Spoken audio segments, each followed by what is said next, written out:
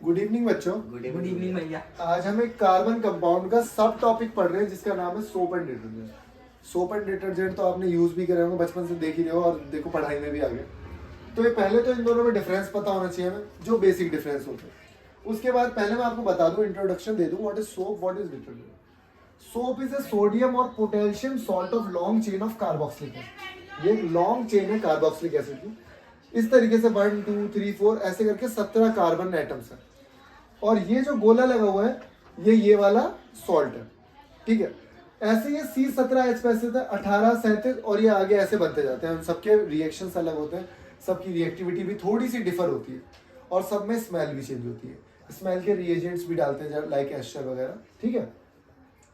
उसके बाद सोप जो भी है वो सारे के सारे इफेक्टिव होंगे ओनली इन सॉफ्ट वाटर।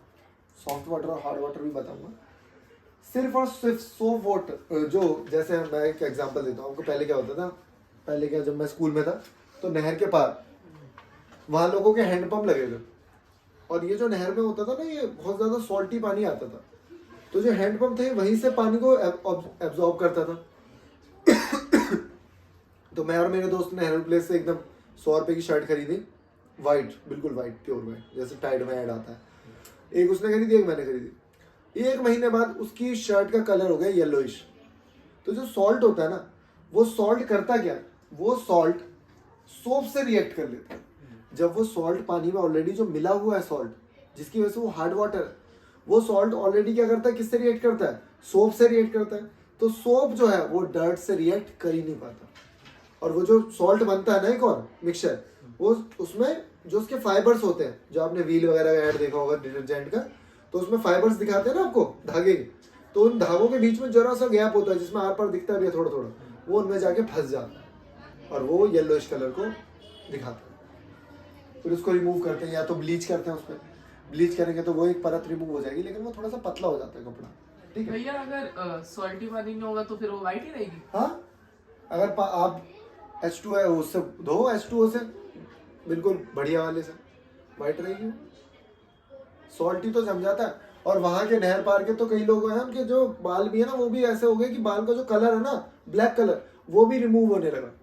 इतना ज्यादा कोरोड पानी है वहां का। येलो हो रहे हैं उनके बाल। हाँ, ऐसा लगता है हेयर कलर कराया, कसम से खराब हो जाता है। और फिर वो बाल स्कैल्प में भी जमा हो जाता है।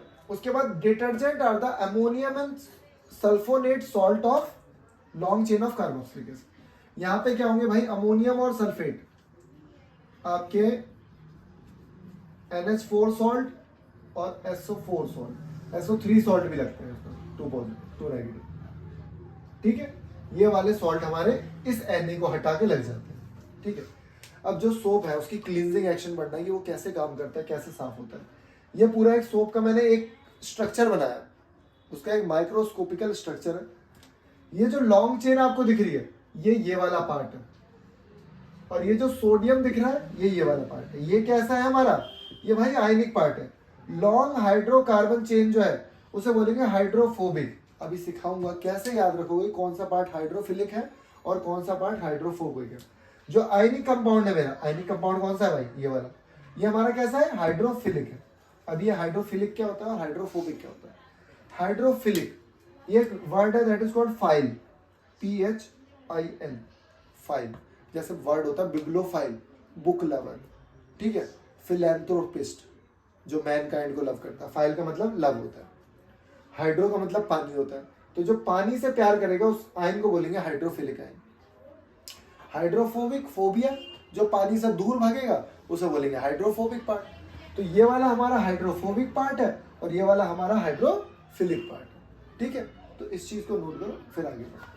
अब हमें क्लींजिंग एक्शन बढ़ना है। क्लींजिंग एक्शन क्या है कि कैसे, जैसे ही हमने सर्फ डाला उसके बाद हमने गंदे कपड़े डाले और पानी उसके बाद गंदा हो गया। ये पानी गंदा कैसे हो जाता है, हमें ये समझना है। ध्यान से देखना, मैंने बताया यहाँ पे आपको जो ये बीच में डर्ट है, जो भी गंदगी है, जो भी सॉइल वगैरह जुड़ी हुई है, तो मान लेते हैं ये ऑयल ड्रॉपलेट है। ये वाला पार्ट जो इसका जिगजैग पार्ट था, मैंने बताया था भाई ये जिगजैग पार्ट जो है वो हाइड्रोफोबिक है। जब हाइड्रोफोबिक है तो इसका मतलब वो पानी से तो अटैच होगा नहीं। जब वो पानी से अटैच नहीं होगा तो वो किससे अटैच होगा, वो ऑयल ड्रॉपलेट से अटैच हो जाएगा जाके। दूसरा पार्ट क्या है, ये वाला पार्ट, ये कैसा है मेरा, हाइड्रोफिलिक हाइड्रोफिलिक है। ये वाला पार्ट मेरा पानी से जाके चिपक गया। अब ध्यान से देखना, जब मैंने कपड़ा निकाला, तो जब मैं कपड़े को निकालूंगा तो ये वाला जो पानी वाला पार्ट था, पानी है, पानी ने किसको पकड़ रखा है? इस वाले पार्ट को। पानी ने किसको पकड़ा है? हाइड्रोफिलिक पार्ट को। इसको, इसने इस चेन को पकड़ा है, इस चेन ने किसको पकड़ा है? गंदगी को। तो डर्ट क्या हुआ? पानी में ही रह जाएगी और कपड़ा बाहर आ जाएगा। अब कपड़े के साथ सारा पानी तो उठ के आएगा नहीं, तो वो नीचे खींच लेगा। Cleansing action. The hydrophobic end of the soap molecule attach itself with the dirt, and the ionic end of the surrounded with the molecule of the water. This result in the formation of radical structure called micelle. ये जो आपको बताया है मैंने, that is called micelle formation. That is called micelle formation. इसको उतार लो एक बार, ध्यान से समझना दोबारा से, ठीक है? अब मैं आपको बता दूं कि हार्ड वाटर और सॉफ्ट वाटर में क्या फर्क है। बेटा सॉफ्ट वाटर में जो सॉल्ट होते हैं ना, वो इतने ज़्यादा रिएक्टिव नहीं होते, मतलब बहुत सॉफ्ट होते हैं, लाइट होते हैं। लेकिन हार्ड वाटर में जो सॉल्ट्स होते हैं, मैग्नीशियम और कैल्शियम के सॉल्ट होते हैं। और कौन से वाले? बाइकार्बोनेट के, क्लोराइड सॉल्ट और सल्फेट सॉल्ट। कैल्शियम के भी हो सकते हैं, ये कार्बोनेट के, मैग्नीशियम के भी हो सकते हैं। अब ये करते क्या है, जैसे ही आपने पानी डाला, उसमें सर्फ डाला, तो सर्फ के जो सॉल्ट थे वो इसके सॉल्ट से रिएक्ट कर जाते हैं, तो जिसकी वजह से क्लींजिंग एक्शन नहीं होता। और क्लींजिंग एक्शन ना होके एक ना नीचे गाढ़ा गाढ़ा बैटर सा बन जाता है, उसे बोला जाता है scum. The magnesium and calcium salt present in the hard water react with the soap molecule to form insoluble product is called scum. कभी कभार ये स्कम भी पूछने को आ जाता है। स्कम क्या है? इनसॉल्युबल सॉल्वेंट, वो है प्रोडक्ट है जो नीचे जम जाता है, उसे कहा जाता है स्कम। ठीक है, बस।